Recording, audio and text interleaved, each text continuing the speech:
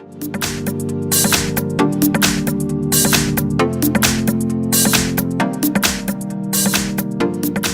I have OPPO F1 Plus, and let me show you how to take screenshot on the following device.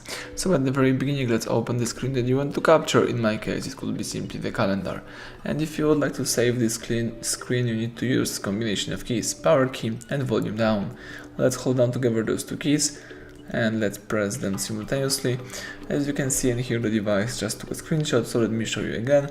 Let's hold down together power key and volume down simultaneously, and you just capture the screen.